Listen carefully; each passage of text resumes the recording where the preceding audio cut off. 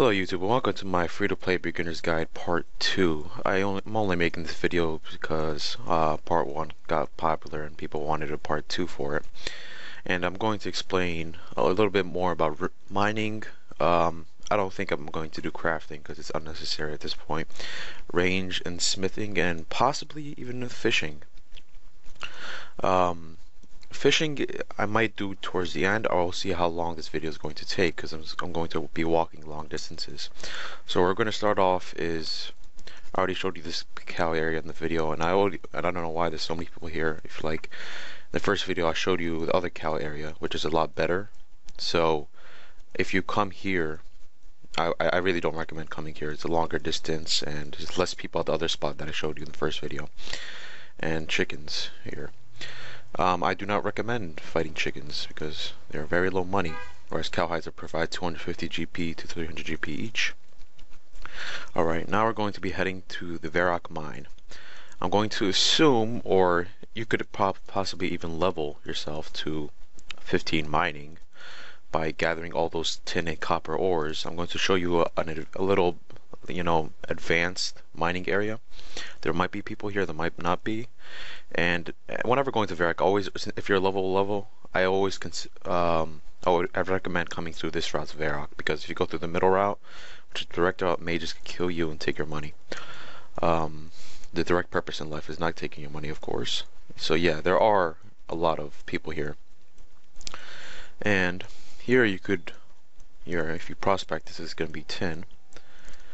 And all four of these are iron ores. Of course, you could mine it if you want it, but right now it seems like it's going to be a struggle. Actually, I'm on a very populated world, so I'm like 1,800 world or something like that. They're all the F2P worlds with like 300 people in them, so you could go there and hop and mine these iron ores and smelt them and then make iron armor and whatnot. I'm going to introduce smithing in this episode too. So right here, let me see what this one is. I'm pretty sure it's clay. I don't know why he would be mining. Oh, okay, copper. You have copper and tin here, so if you don't want to use the lumberage mine, you can come here. Alright, now we're going to head to the Varrock East Bank, in which, by the way, east always means right, west means left. I don't know why, even now, people will have trouble with that concept, east and west. I understood that when I was like in 5th grade, but, east always means right, west means left. Don't mess that up, because if a trader wants to meet you at Varrock East Bank, or you could just say the small bank. Small bank would refer to the East Bank, which is on the right, and West Bank, which is the big bank, on the left. Alright, so we're going to head to here. I don't know if you recognize, but this is a free to play account. I don't know why, but I liked venturing and seeing what the free to play players were doing, because it was actually really fun seeing all these new players come into the game. So this is Varrock East Bank. This is where you would bank. Apparently they're recruiting for PvP. I'll introduce PvP in the 3rd episode, I suppose. While we're here, this is where you would bank if you're going to mine at the Varrock East Bank. Varrock East Mine. And it's actually quite fairly quick banking. I'm going to introduce runes and magic as well, since we're here. I would not recommend you start rune crafting from the beginning. I'd wait a little bit, since it's not that hard to gather like 100 or 200 or 300 even cowhides to get some money. So say if you were to, say if this were on a less populated world, it would probably be 500 stock, and this would probably cost like 10 GP each for each of these runes. Or you could just buy them from other players, but basically they generally cost around like 8 to 10 GP each. So say if you were to gather 100 cowhides, 100 cowhide equals to around like 25,000. You could get 1,000 of these mine runes. 100 cowhides probably takes like 30 or 40 minutes or so. I'm assuming you leveled up quite a bit, so but it doesn't take that long, especially when in the Falador cowhide place. So what you need to do in the beginning is you need to buy mine runes and air runes, and I'm going to go to the staff store in a second, where he got that staff where it provides an infinite amount of runes, and you basically cast it. You could go here You cast it on something, or on a NPC or a cow or anything like that. You could train it anywhere. And we're also going to introduce ranging here in a second before I go to the staff store. It's simple as that. You just cast it on an NPC, and you could auto cast it as if it's like you're wielding a sword with a staff only. You can't do it without a staff. Staffs cost about like 1,000 GP each. The store might be out because these guys are just, you know, flocking towards them. So these bronze arrows, you could just press buy 10, buy 10, buy 10, and pretty much, I'm pretty sure on the low populated world you will have more. But you could also buy from players on the Zybez, which I showed you on the first episode. You press buy 10, and you always use a short bow, never use longbow. Short bow is always way more efficient because it shoots faster. And here's an oak short bow. You upgrade this. I believe this costs. You need 5 range to yield. You need 1 range to yield this one. Remember, you're already given that, I believe. Yeah, I have it. See. And willow short bow is 20 range, and maple short bow is 30 range. Maple is the highest level you could yield it, and always use a short bow. As for bronze bolts and bronze crossbow, I don't know. It's a bit slow, but you know, it's a little bit accurate. So we'll go from there. All right. Well, I'm not going to use that place as a smithing place. Alright, we're going to head over. Sorry if I'm, you know, rushing through this because there's a lot of skills I want to go through in this, you know, beginners, intermediate guys. Like, there's like beginners, and then there's a beginner, intermediate. This is beginners, intermediate, I suppose. Alright, here's the staff store. Here's a staff that provides nothing. I would not recommend getting that one. Staff of air, you'd have to wait for it to come in stock, and then you could buy one. So when you buy one in your inventory, I'm pretty sure you're gonna have cash from selling all those cow hides.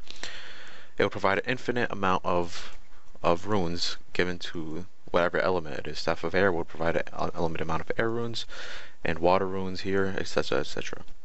So you're gonna go from there, and then you buy one, and then you'll be prompted with one with a shield and one with a regular, like similar blocks, combat blocks. One with a shield here and one with a regular, you know, spell. The shield one provides magic and defense XP, and the regular one provides just magic XP. So you decide what you want to prioritize. But I'd recommend going with the shield if you're not, you know, making a pure or anything like that. I'll introduce the concept of pures and everything later, but I don't think anyone is really focusing on pures. I think everyone should be a main right now if they're going to be free to play. You know, that way you're not restricted to anything and you could have fun.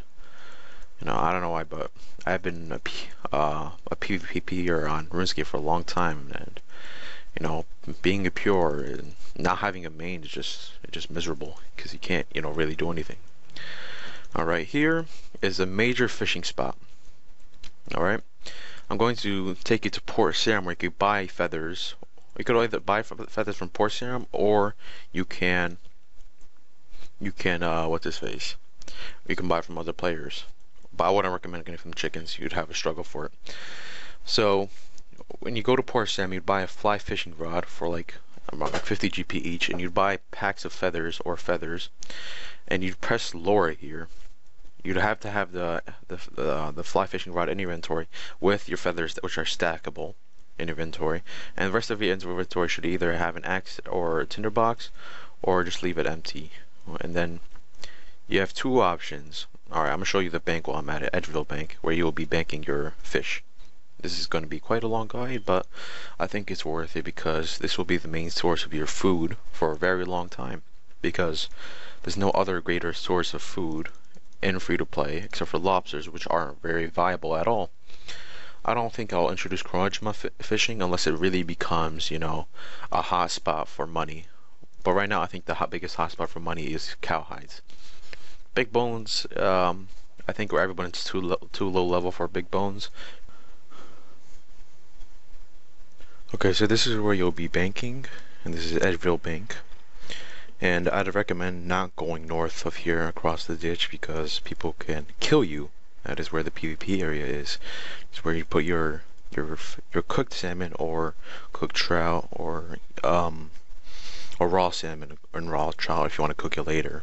And if you want to cook it later with a higher chance of success, you would go right over here, and there's a cooking stove right there, stove if you will, and it has a very much higher chance of success of cooking it than a traditional fire. So after that, you're going to want to actually,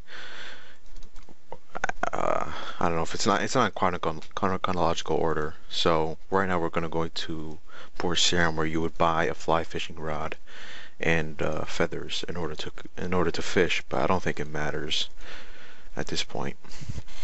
All right, we'll see. It's going to be quite a ride. All right, so point of reference, that right there was just about the fishing area where we're just at. So you would head west, and the compass is right there. Stay on this upper area until we're going to reach Falador, which we were at before. We were at the East Bank in Falador, and while we were at the East Bank, we pretty much banked the cowhides in the last video, if you will. And let me see. Yeah, I have to go through main Falador and then go south from there. However, since we're at the fishing spot, I really wanted to show you the fishing spot, and a trip to Varrock was vital for this video.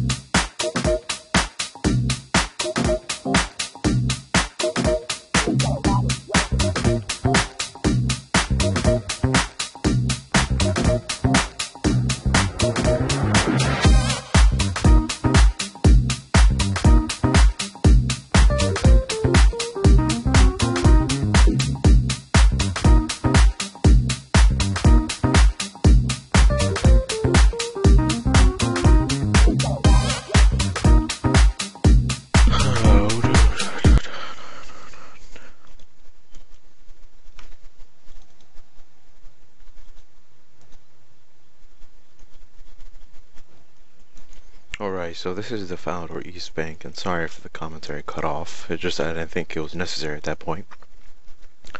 This is the Falador East Bank, and you just head south from here, and you'll be at the Port Sarim Bank. Oh, I don't know why, but you just yield a bronze arrow. I'm pretty sure everyone should know that, but if you don't, just yield it and just keep it there, and then you just put the yield the short bow, and then that's what happens. Now this guy's doing is safe spotting it. He's staying out of the range of the NPC, the guard, and since he's not in the range, he could pretty much forecast it and not get hit, and just train there for a while. Now this is one of the NPCs that will kill you, a highwayman, but he's far less dangerous than the mages. Alright, so here's another rune shop. Actually, this might actually be a good rune shop, because it's far off and I don't think anyone knows about it that much. Yeah, perfect. See, a lot of runes are available compared to the Varrock one. A lot of runes are available, so if you want to use this one, it's a lot better. Alright, there we go. I completely forgot about that one. I knew it was there, but I just didn't think to put in the video. And here's a battle axe store. I wouldn't recommend battle axes. I'd always recommend the Alcarid scimitars. Alright, finally at the fishing place.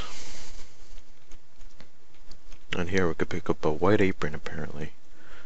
I don't know where I saw that. Oh, there it is. If you want to have cooking attire, you don't have to. It does absolutely nothing. It's completely cosmetic. Yeah, where'd it go? Oh, there it is. Boom. Now I'm a cook. Alright. So you could buy feather packs, which cost 200 GP each.